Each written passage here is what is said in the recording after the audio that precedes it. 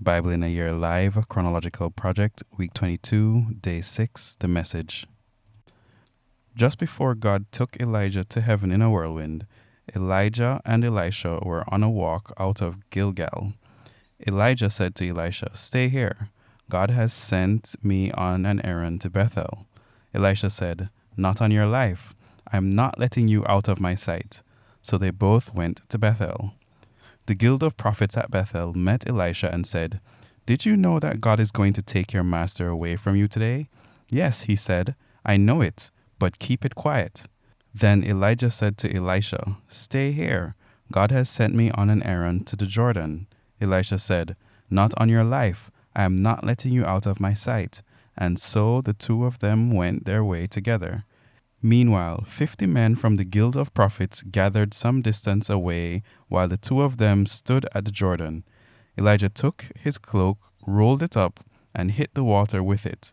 The river divided, and the two men walked through on dry land. When they reached the other side, Elijah said to Elisha, "What can I do for you before I am taken from you? Ask anything." Elisha said, "Your life repeated in my life. I want to be a holy man just like you." "That's a hard one," said Elijah. "But if you're watching when I am taken from you, you'll get what you've asked for.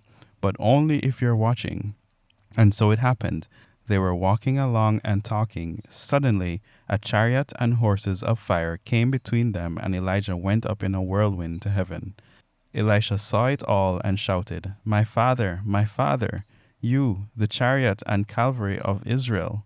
When he could no longer see anything, he grabbed his robe and ripped it to pieces. Then he picked up Elijah's cloak that had fallen from him, returned to the shore of the Jordan, and stood there. He took Elijah's cloak, all that was left of Elijah, and hit the river with it, saying, "Now where is the God of Elijah? Where is he?" When he struck the water, the river divided, and Elisha walked through. The guild of prophets from Jericho saw the whole thing from where they were standing. They said, "The spirit of Elijah lives in Elisha." They welcomed and honored him. They then said, "We're at your service. We have 50 reliable men here. Let's send them out to look for your master. Maybe God's spirit has swept him off to some mountain or dropped him into a remote ravine." Elisha said, "No, don't send them." But they pestered him until he caved in. "Go ahead then, send them." So they sent the 50 men off. For 3 days they looked, searching high and low, nothing. Finally they returned to Elisha in Jericho. He told them, "So there, didn't I tell you?" One day the men of the city said to Elisha, "You can see for yourself, master, how well our city is located, but the water is polluted and nothing grows." He said, "Bring me a brand new bowl and put some salt in it." They brought it to him. He then went to the spring, sprinkled the salt into it, and proclaimed, "God's word, I have healed this water. It will no longer kill you or poison your land." And sure enough, the water was healed, and remains so to this day, just as Elisha said. Another time, Elisha was on his way to Bethel, and some little kids came out from the town and taunted him. "What's up, old bald head? Out of our way, skinhead." Elisha turned, took one look at them, and cursed them in the name of God. 2 bears charged out of the underbush and knocked them about, ripping them limb from limb, 42 children in all. Elisha went on to Mount Carmel and then turned to Samaria. One day, the wife of a man from the guild of prophets called out to Elisha, "Your servant, my husband, is dead. You well know what a good man he was, devoted to God. And now the man to whom he was in debt is on his way to collect by taking my 2 children as slaves." Elisha said, "I wonder how I can be of help. Tell me, what do you have in your house?" "Nothing," she said. "Well, I do have a little oil." "Here's what you do," said Elisha. "Go up and down the street and borrow jugs and bowls from all your neighbors, and not just a few, all you can get. Then come home and lock the door behind you, you and your sons. Pour oil into each container. When each is full, set it aside." She did what he said. She locked the door behind her and her son. As they brought the containers to her, she filled them. When all the jugs and bowls were full, she said to one of her sons, "Another jug, please." He said, "That's it. There are no more jugs." Then the oil stopped. She went and told the story to the man of God. He said, "Go sell the oil and make good on your debts. Live, both you and your sons, on what's left." One day Elisha passed through Shunem. A leading lady of the town talked him into stopping for a meal, and then it became his custom. Whenever he passed through, he stopped by for a meal. "I'm certain," said the woman to her husband, "that this man who stops by with us all the time is a holy man of God. Why don't we add on a small room upstairs and furnish it with a bed and desk, chair and lamp, so that when he comes by, he can stay with us?" And so it happened that the next time Elisha came by, he went to the room and lay down for a nap. Then he said to his servant Gehazi, "Tell the Shunammite woman I want to see her." He called her, and she came to him. Through Gehazi, Elisha said, "You've gone far and beyond the call of duty in taking care of us. What can we do for you? Do you have a request we can bring to the king or to the commander of the army?" She replied, "Nothing. I'm secure and satisfied in my family." Elisha conferred with Gehazi. "There's got to be something we can do for her. But what?" Gehazi said, "Well, she has no son, and her husband is an old man." "Call her in," said Elisha. He called her, and she stood at the open door.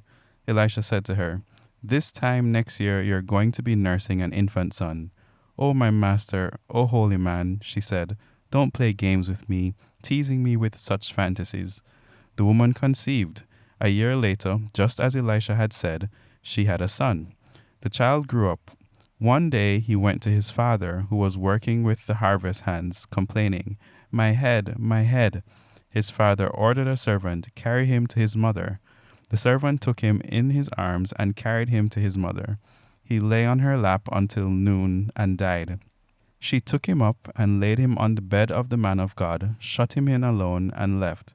She then called her husband, "Get me a servant and a donkey so I can go to the holy man. I'll be back as soon as I can." "But why today? This isn't a holy day. It's neither new moon nor Sabbath," she said. "Don't ask questions. I need to go right now. Trust me." She went ahead and saddled the donkey, ordering her servant, "Take the lead and go as fast as you can. I'll tell you if you're going too fast." And so off she went. She came to the holy man at Mount Carmel. The holy man, spotting her while she was still a long way off, said to his servant Gehazi, "Look out there. Why, it's the Shunammite woman. Quickly now, ask her, is something wrong? Are you all right? Your husband, your child?" She said, "Everything's fine." But when she reached the holy man at the mountain, she threw herself at his feet and held tightly to him. Gehazi came up to pull her away. But the holy man said, "Leave her alone. Can't you see that she's in distress? But God hasn't let me in on why. I'm completely in the dark." Then she spoke up. "Did I ask for a son, master? Didn't I tell you don't tease me with false hopes?" He ordered Gehazi, "Don't lose a minute. Grab my staff and run as fast as you can. If you meet anyone, don't even take time to greet him. And if anyone greets you, don't even answer. Lay my staff across the boy's face." The boy's mother said, "As sure as God lives and you live, you're not leaving me behind." And so Gehazi let her take the lead and followed behind. But Gehazi arrived first and laid the staff across the boy's face. But there was no sound, no sign of life. Gehazi went back to meet Elisha and said, "The boy hasn't stirred." Elisha entered the house and found the boy stretched out on the bed, dead. He went into the room and locked the door. Just the two of them in the room, and prayed to God. He then got into bed with the boy and covered him with his body, mouth on mouth, eyes on eyes, hands on hands. As he was stretched out over him like that, the boy's body became warm. Elisha got up and paced back and forth in the room. Then he went back and stretched himself upon the boy again. The boy started sneezing. 7 times he sneezed, and opened his eyes. He called Gehazi and said, "Get the Shunammite woman in here." He called her, and she came in. Elisha said, "Embrace your son." She fell at Elisha's feet, face to the ground in reverent awe. Then she embraced her son and went out with him. Elisha went back down to Gilgal. there was a famine there. While he was consulting with the guild of prophets, he told his servant, "Put a large pot on the fire and cook up some stew for the prophets." One of the men went out into the field to get some herbs. He came across a wild vine and picked gourds from it, filling his gunny sack. He brought them back, sliced them up, and put them in the stew, even though no one knew what kind of plant it was. The stew was then served up for the men to eat. They started to eat and then exclaimed, "Death in the pot, O man of God, death in the pot." Nobody could eat it.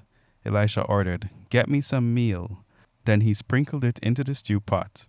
"Now serve it up to the men," he said. They ate it, and it was just fine. Nothing wrong with that stew. One day, a man arrived from BIAYL Shalisha. He brought the man of God 20 loaves of fresh baked bread from the early harvest, along with a few apples from the orchard. Elisha said, "Pass it around to the people to eat." His servant said, "For 100 men, there's not nearly enough." Elisha said, "Just go ahead and do it. God says there's plenty." And sure enough, there was. He passed around what he had. They not only ate, but had leftovers.